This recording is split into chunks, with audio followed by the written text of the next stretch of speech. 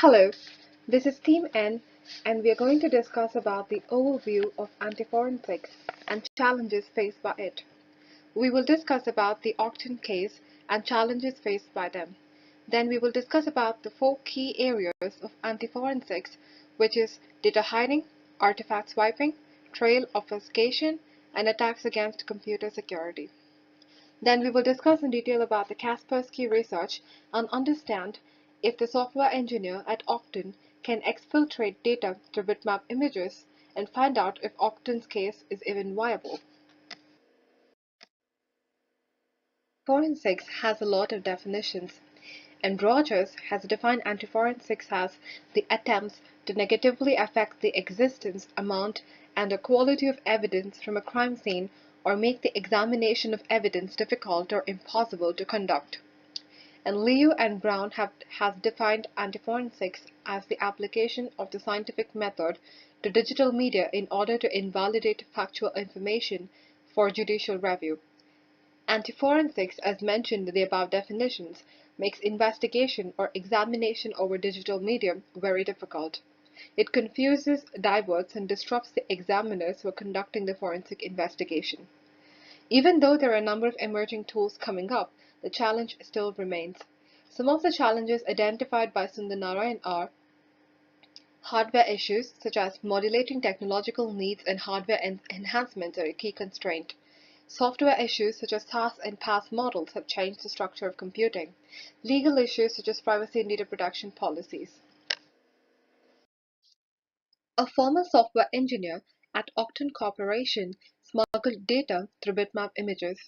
The organization claims the individual smuggled the images out via removable media as the cyber system was not connected to the internet.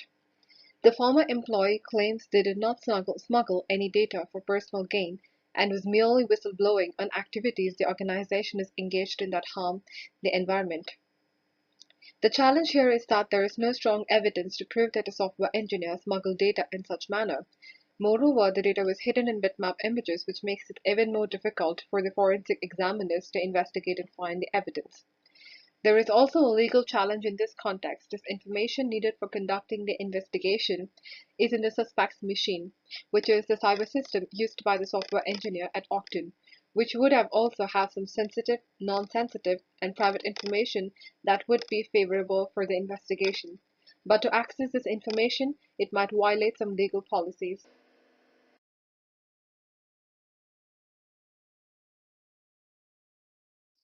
Now let's discuss about data hiding, which is one of the key areas of anti-forensics as suggested by Rogers. Data hiding is the process of making the data difficult to find and making it very difficult to access. This can be achieved in many ways. There are different tools available that can hide data in a variety of places. Steganography is the art of hiding data in a file, message, image, audio, or video has been around for more than 2000 years. Hiding communication over public and private networks is also used by attackers for malicious purposes. The data communication protocols like Transmission Control Protocol or Internet Control Protocol have several weaknesses that can be exploited to have hidden communication. Some of the unusual places where data could be hidden are memory, slack space, hidden directories, modifying metadata, and bad blocks. Artifact swiping. This anti-forensic technique is used for destroying evidences from a particular file or entire file system permanently. This technique can be carried out by the following methods: disk cleaning utilities, file wiping utilities, disk degaussing. Some of the prominent wiping programs such as BC Wipe, Eraser, and PGP are used for destroying the files by multiple overwrites. These programs also deleted browser history, cache, certain operating system files, and unallocated spaces. Even though this technique makes the forensic analysis very difficult for the examiners or investigators, but it still leaves some identifiable traces. Trail obfuscation is another anti-forensic technique that is used to divert the forensic examination process. Some of the methods used in this technique are log cleaners, spoofing, misinformation, backbone hopping, zombie accounts, and Trojan commands. Denial of service attacks and distributed DOS attacks depend on this technique as IP spoofing makes network intrusion investigation more difficult. One of the prominent trail obfuscation tools is timestamp, in which the user can modify the file metadata pertaining to the access, creation, and modification times or dates. Attackers recently have started to use anti-forensics techniques to confuse, divert, and disrupt forensic examination process. This is mainly because of the details regarding the investigation process and the forensic tools used in the vulnerabilities are made available. The following are the 6 phases of forensic investigation which are vulnerable to attacks: identification, preservation, collection, examination, analysis, and presentation. Researchers at Kaspersky Lab recently found an interesting trend that many malicious attackers are using steganographic technique to exfiltrate data from organizations. Usually in a cyber attack, the attacker first would gain access to the network and collect the required information and send it over the command and control server. This attack can be identified by intrusion detection systems, as exfiltration technique leaves behind some traceable information such as locked connections to unknown IPs. But in the steganographic technique, the attacker, after gaining access to the system, would encode the required data to be exfiltrated in an image or video and then send it over to command and control server. This way, it does not trigger the intrusion detection system, and there wouldn't be any traceable information. Would the software engineer Octane exfiltrate data through bitmap images? The software engineer Octane Corporation mainly has used data hiding and trail obfuscation anti-forensic techniques to exfiltrate data from the company's premises. In data hiding, as mentioned, steganography is the prominent method used to hide data. In this context, a software engineer smuggles sensitive data through bitmap images. There are various methods used to hide data in an image, but the most common technique used is the least significant bit technique. The LSB technique is implemented by changing the last few bits, usually the 8th bit of an image, to a bit of the data the attacker wants to hide. For example, an image that has red, green, and blue values can be represented by binary bits ranging from 0 to 255.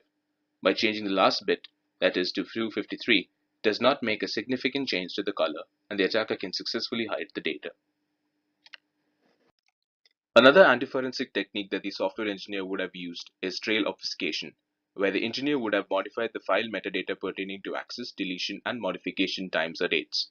The engineer could also have wiped off server log files or system event files. Timestamp is a tool that can be used for modifying the date and time of the files. There are many tools that is used for accomplishing this. Transmography, an anti-forensic tool built by Metasploit Anti-Forensic Investigation Arsenal, can be used to change the header information of the file from .doc to .bmp and can exfiltrate the data.